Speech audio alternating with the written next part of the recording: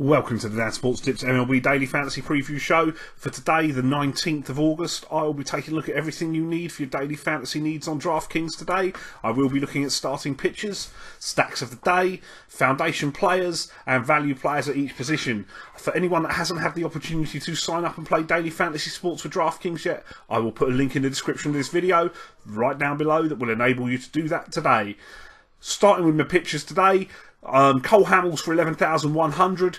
Hamels was not on song his last start against Detroit for the Texas Rangers, but he still kept his team in the game, which they did lose in the end by allowing 2 earned runs over 7 innings, despite 17 base runs. I think 14 hits and 3 walks in the game.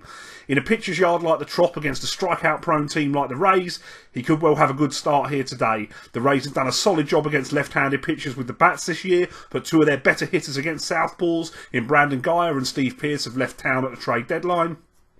Hamels has got 149 strikeouts in 153 1/3 this year, and is 8-2 with a 1.97 ERA in 13 starts on the road. I think Hamels is very solid with some upside today. Tanner Roark of the Washington Nationals for 10,600. Roark has always been solid against the Braves. He's gone 5-1 with a 1.77 ERA in 9 career starts. He's beaten Atlanta on both occasions he's faced them this year. This is strictly a volume play rather than upside, which does temper some enthusiasm at a 5-figure price somewhat. Roark has 127 strikeouts in 157 innings pitched on the year, and the Braves, who were striking out a lot early in the year, have lowered their strikeout rate considerably. But you can almost certainly count on 7 strong innings with Roark today, and that does, carry its weight on your overall scores. Whether or not it's going to be enough to provide you, you'd probably be wanting 30 points out of Roark at that cost. Whether or not he gets there is another thing entirely. Zach Greinke of the Arizona Diamondbacks for 8,800. I was expecting not to be using Greinke today, as I assumed he would be too expensive, as he is another one with fairly limited strikeout upside, more so than Roark though. I was wrong. He is not too expensive. Yes, he got slammed by Boston last time at Fenway, but the Padres and Red Sox are about as far away from each other as you can possibly be. Greinke has destroyed San Diego routinely in his career. He's gone 7-1 with a 1.91 ERA against them. The Padres rank 3rd in baseball for strikeouts. Greinke has 100 in 117 innings this year. Even with limited strikeout upside, he is as solid a play as there is for me on the slate today. I think Greinke will be in every one of my lineups. I did toy with Jose Berrios of Minnesota, Bud Norris of the Los Angeles Dodgers as well, but Berrios, for all the strikeout upside, does need to prove to me that he can avoid the big inning, because he seems to trend towards minus points with that big inning that he gives up most games, often in the first. And a power staff team, even against a power staff team like the Royals, I prefer to avoid a player's first start back from the DL, which has knocked Norris off of my list as well. So only the 3 starting pitchers really today. Looking at stacks of the day, we'll start at Coors. The Cubbies are going to Coors to face the Rockies in a matchup of 2 of the 3 teams in baseball that have scored 600 runs to this point in the year. Now, obviously, playing your home games at Coors aids Colorado in that department.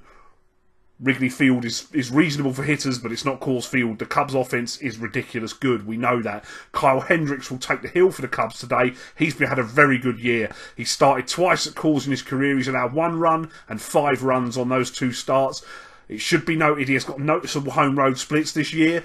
He's only got the 1 loss at Wrigley Field behind a 1.31 ERA on the road. He's 3-6 with a 3.43 ERA.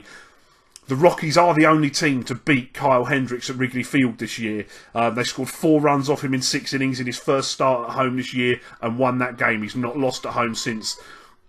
The Rockies' bats are going very well at the moment. They scored 12 runs last time out against the Nationals in a game started by Steven Strasburg. I think they are well worth a look today, but they are very, very expensive. Weather conditions do not look fabulous for this game. It is going to be colder than usual for this time of year, and there are chances of rain as well. The world, his wife and their dog are all going to be on the Cubs hitters today, I'm sure of that. Tyler Anderson is pitching for Colorado. He's 4-1 with a 3.04 ERA in 8 starts at Coors this year, having allowed just 4 home runs in 50.1 innings. We know that the bonus of Coors generally comes from the big points on the home runs with the ball travelling further. I'm not sure the Cubs are going to hit a lot of home runs here today. Those numbers are fantastic for Coors Field. So I'm going to fade the Cubs today. while I think there's some sense in some Rockies exposure and maybe a stack against Hendricks, with a lack of cheap pitching around, it means you're going to be very weak at other position players to get you your Rockies hitters. And I think personally what I'm going to do is I'm going to swerve the game. So just like when I swerved it and said it would be 18-12, it actually finished 12-10 in the Strasbourg start the other day. It's probably going to be 18-12. I will be stacking Cleveland Indians against Francisco Liriano today. Cleveland looks to have potential for a rain delay early in the game, but once that weather's cleared, there are decent looking conditions for the hitters. Liriano has not particularly enjoyed success against the Tribe throughout his career. He was really hittable in his last start. A lot of balls left up in the zone, just waiting to be punished when he allowed 5 runs against the Houston Astros. I will take shortstop Francisco Lindor for 4,800. The switch hitters 311, 14 homers and 15 steals. First baseman Mike Napoli for 5,200. He's on the right side of the platoon. 262 hitter, 29 bombs on the year. Jose Ramirez qualifies at third and in the outfield. He's 5,300 today. The switch hitters hitting 312, 8 homers, 20 stolen bases. His last 15 games he's hitting 417 with 3 home runs. Brandon Guyer in the outfield for 4,800. He's on the right side of the platoon, crushes left-handed pitching. 263, 8 homers, 2 steals. He's hitting 421 with a homer in his last 7 games. And outfielder Rajai Davis for 5,100. He's got a home run off of Liriano. 266, 11 homers, 33 stolen bases. We're on the right side of the platoon in the matchup as well. The other stack I'm going to use today is probably going to be a little bit more under the radar. As I said, I'm not going to be using Bud Norris at pitcher because he's coming off the injury. On contrast, I'm going to stack some Reds against him. He has shown home run tendencies in the past in his career. Great American Ballpark is a great yard for the hitters. I will take first baseman Joey Votto for 5,300, who has the platoon advantage. 302, 19 homers, hitting 440 with a homer in his last 7. Outfielder Adam Duvall for 4,500. Check your lineups. He's missed 2 in a row, or might even be 3 now, with a foot injury. Hitting 243. He's shown some pop this year with 27 homers as well. Outfielder Billy Hamilton for 5,200. The switch hitters hitting 264, 3 homers, 52 swipes on the season. But he has really started to come into his own. His average in his last 15 games is 340. And the danger with Hamilton is when he gets on base, you know he's going to steal. Third baseman Eugenio Suarez for 3,900, 242 hitter. He's got 19 bombs on the year. And Brandon Phillips at second for 4,900. He's got a home run off of Norris. 283, 8 home runs. He's hitting 360 in his last 7 games. It may well be worth stacking some San Francisco Giants today as well against Seth Lugo. It appears to be a bullpen game. They're priced up to be facing Steven Matz quite clearly, and obviously they are not. Lugo has done well against left-handed batters, and San Francisco are left-handed heavy, but it's a really small sample size, so I wouldn't want to overreact to that, and I think the Giants probably have some good bats to be used as well, and a lot of people are going to be stacking Athletics against James Shields, because he has once again been horrible for a run of starts after a really good July. Looking at my foundation players today, at first I will take Brandon Moss of the St. Louis Cardinals. He does also qualify in the outfield.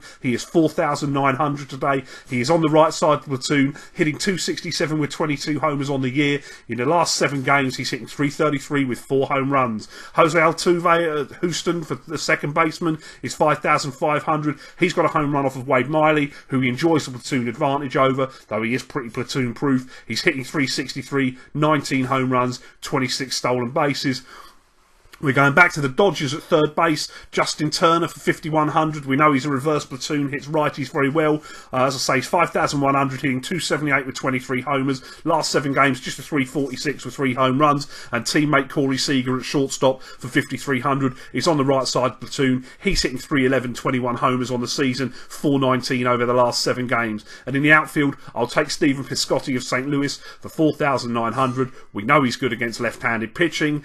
He is on that right side of the platoon today, 276 with 17 homers. He's got 2 home runs in the last 7 games. For my value plays, Gary Sanchez of the New York Yankees is 3,200, 360, 5 home runs on the year, got 3 home runs in the last 2 games, and he gets to face the mighty hittable Jared Weaver, shall we say. My first base value play today is Kendrys Morales of the Kansas City Royals, who also qualifies in the outfield for 3,300. He has the platoon advantage over Berrios.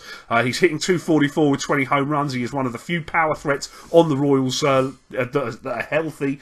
He's got 2 home runs in his last 7 games, and Berrios, as we know, is liable to have some control issues and cue the batters up in front of of Morales and maybe then give up that big inning that he's so capable and regularly does. Second baseman Joe Panic of the San Francisco Giants for 2,900 is on the right side of the platoon. He's hitting 244 with 7 home runs this year. He has upped that to 333 in his last 7 games, though, so he is swinging a better bat. My third baseman is Hernan Perez of the Milwaukee Brewers for 3,700. Also qualifies in the outfield, has the platoon advantage against Wade LeBlanc. 285 hitter with 11 homers, 22 stolen bases. He's hit the ball out of the yard twice in the last 3 games, though obviously the park is a slight negative at the safe today. Shortstop Brandon Crawford of San Francisco for 3,400. 276, 11 homers on the year, right side of the platoon. An outfielder Aaron Judge of the New York Yankees for 3,100, 389 and 2 homers in 5 games since the promotion, and he gets to face Jared Weaver as well